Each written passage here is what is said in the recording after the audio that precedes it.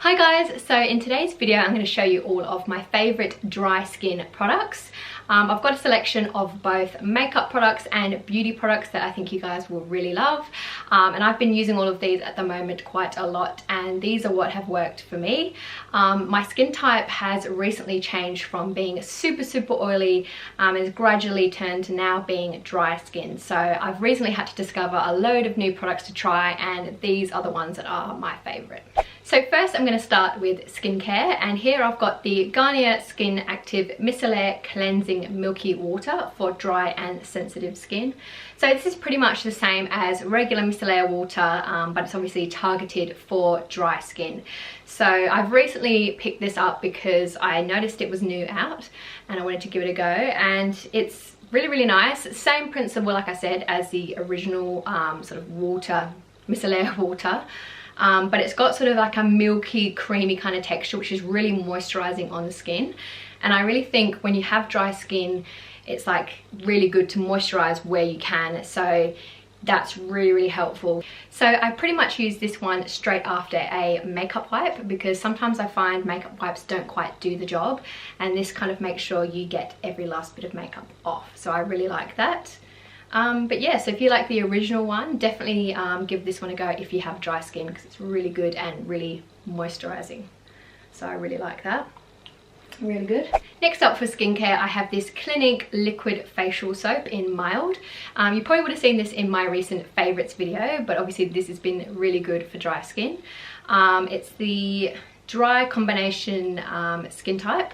I think they do have one for even drier skin than this, but this one was the one that suited me the most. And I've been using this for I think about a month or two now, and it's been really good, and I don't think it strips my skin too much, and yeah, I think it's really good. I'm really enjoying it. Also, after I've done my toner, I like to pair it with the Clinique ID, and I've just got the Dramatically Different Moisturizing Lotion Plus, and this is just the very dry to dry combination skin formula. And like I said in my favorites video, I really like this because not only can you moisturize, but you've also got like a serum at the top, and you can kind of customize it to your preference. And I chose the little blue insert, which is for skin texture, like uneven skin texture and enlarged pores, which has been really helpful for me. It's definitely cleared up a lot of texture that I had around my nose, and that was really annoying me. So that's been really helpful. And I also like that the formula isn't too gluggy, too thick. It's nice and like thin and lightweight, but at the same time your skin feels really nourished afterwards. I've definitely had a good result with this. Yeah, I've sort of tried a lot of different moisturizers lately, and none of them quite been enough. But this one has really sort of done the job nicely, and I pretty much use that twice a day with my skincare. So I really enjoy that. One of my next favourites is the St. Ives Smooth and Hydrated Oatmeal Scrub and Mask. I've been searching for a scrub / mask that will be suitable for my new dry skin, and a lot of them I find to be too stripping, really harsh, and leave my skin feeling too tight and sort of all the life kind of sucked out of my skin. And I recently found this one, and I think they only for some reason seem to sell it at Kmart. They don't seem to have it at, maybe they have it at Priceline, I could be wrong, but I don't see them in Woolworths, so I didn't even realise this one existed until I accidentally ran into it. But I like that it doubles as a scrub and a mask, so you can really sort of do it how you prefer. Some days I'll just use it as a scrub in the shower, or some days I'll just leave it on as a mask just for an extra bit of nourishment. Yeah, and at the same time I feel like it really helps to get rid of those dry flakes that perhaps would have built up on your face. So I really enjoy that, and it says on the back that it's I don't know if you can see it, but it says it's there's 3 different options for gentle, moderate or deep, and this one is a gentle scrub. It's really nice on the skin, and yeah, and it smells really nice too. It's really buttery and creamy, but that's a really good one if you're like me and your skin's super dry. I really like this. It's really good. I feel like that's all I ever say is really good, but yeah, I really like this one. Next up I have the Clinique Moisture Surge, and this is a 72-hour auto-replenishing hydrator.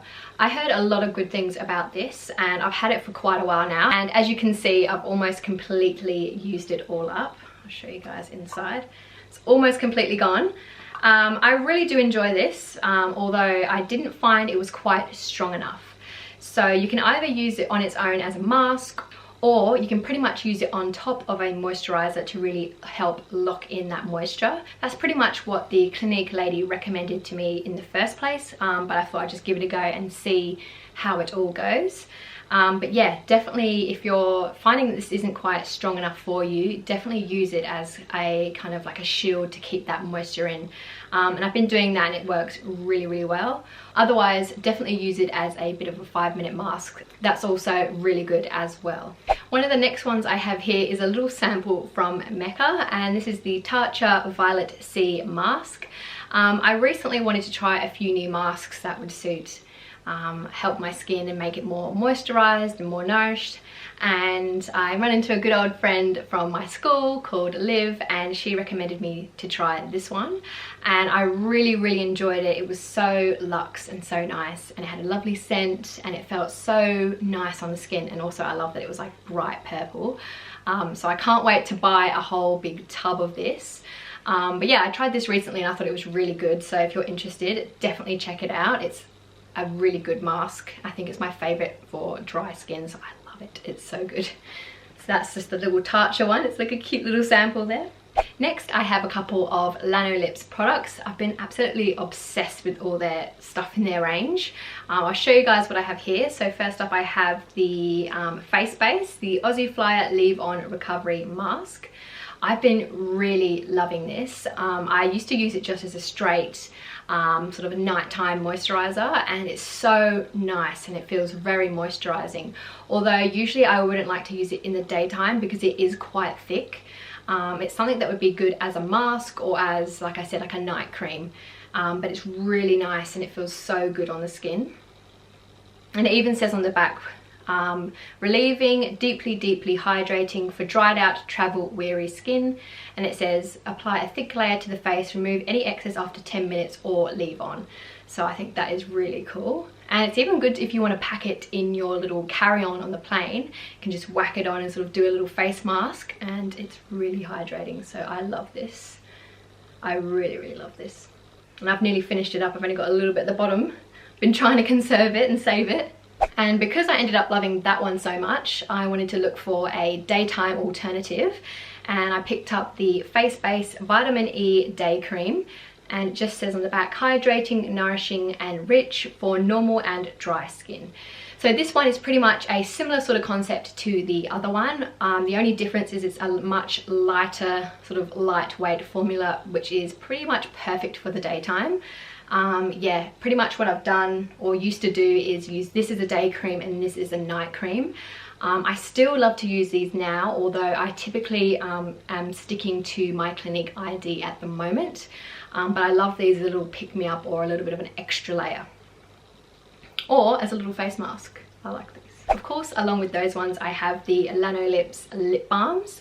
I just have the 101 ointment in the peach flavor, which is my favorite scent, favorite flavor.